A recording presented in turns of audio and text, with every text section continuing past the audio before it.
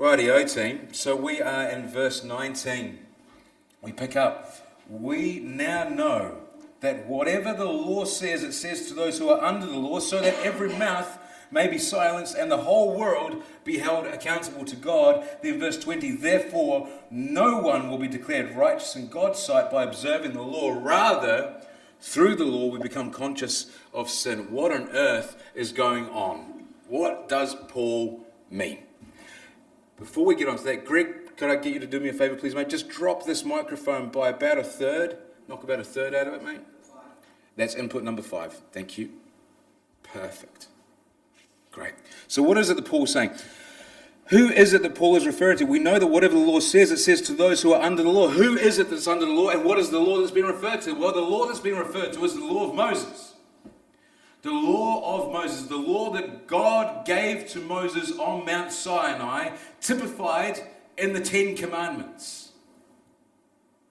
The law is the law of Moses. Who was the law of Moses given to? Well, it was given to Moses, that's why it's got his name on it. But more broadly speaking, it was given to the Jewish nation, the nation of Israel. So the law was given to Moses, to the nation of Israel. We know that whatever the law says, it says to those who are under the law. The nation of Israel is under the law. The Jews have the law of Moses. They are under the law. The law of Moses speaks to the Jews, but the question we need to ask ourselves is, what does the law of Moses say? What is the message that the law of Moses is speaking to the Jews? Have a look at verse 20.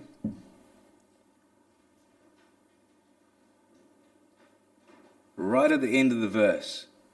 Through the law, we become conscious of sin. The Jews are the ones who had the law. The Jews are the ones who are under the law. The law speaks to the Jews. What is the message that the law speaks to the Jews? You're under sin. You're under the judgment. You're deserving of wrath. That's the message that the law speaks to the Jews. How does that make sense, Christopher? Make sense of that for us. Okay, here's a story. We all love a good story. Make yourselves comfy. This could go on for a while. Right. So, imagine there is an island. Imagine on that island, say it's like Alcatraz. You know the island Alcatraz is a prison island. It's an island with a gigantic prison on it. Very famous. Lots of good movies made about that island and that prison. So let's imagine an island with a prison on it. Right? And on this island, in this prison, are a group of people who are guilty of all kinds of misdemeanors, crimes, right? So there's a bunch of people on this island who are in prison because they have broken the law. They're guilty of crimes. They're breaking laws. Now, that is an objective fact. These people have been proven to be guilty, but they don't accept their own guilt. They don't understand that they're guilty. They refuse to accept their own guilt. So, some genius psychologist goes, I've got an idea. What I'll do is I'll take 12 of that group of prisoners and I'll run them through a program to help them see and understand that they did in fact break those laws and they are therefore guilty. And so the psychologist goes in with his team and he chooses 12 people out of the broader body of those prisoners and he runs them through a program to help them understand that they are in fact guilty of breaking the laws for which they have been charged. So far so good, makes sense? And so the program rolls out. The prisoners go through the program. Those 12 prisoners go through the program over days and weeks and months. They go through the program to help them understand that they are in fact guilty.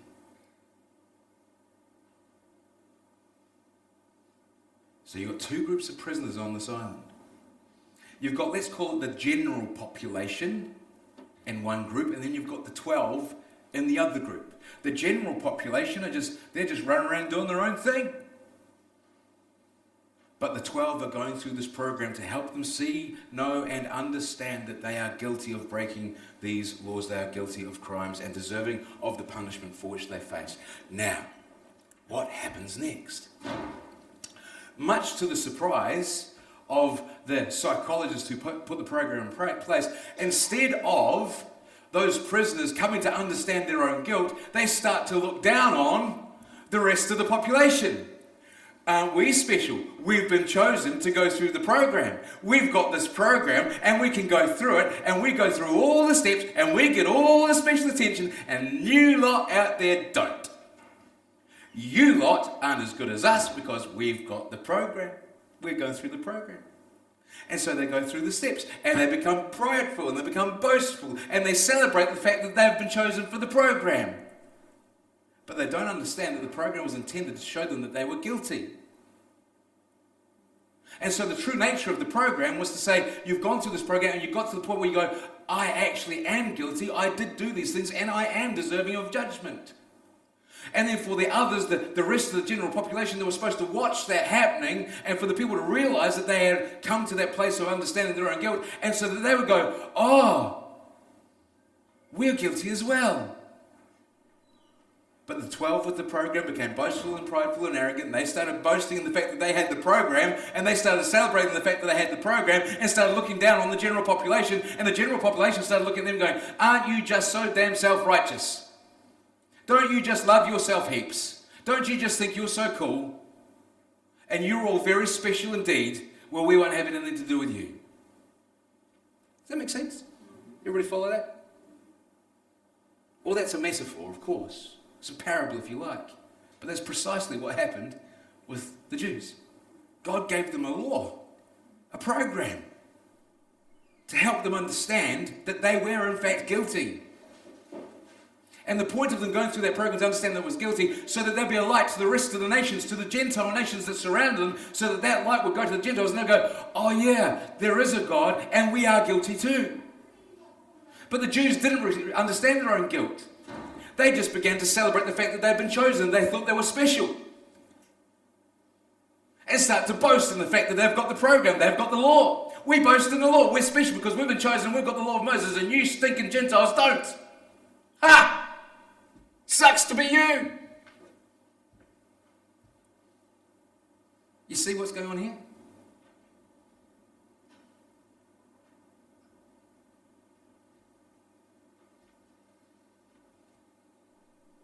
The Jews had been chosen for the specific purpose of God revealing his character and nature to them and walking in relationship with them, so that they would become, they would have a knowledge of who God is and their own sinfulness, their own brokenness, and how much they fall short of God's standards.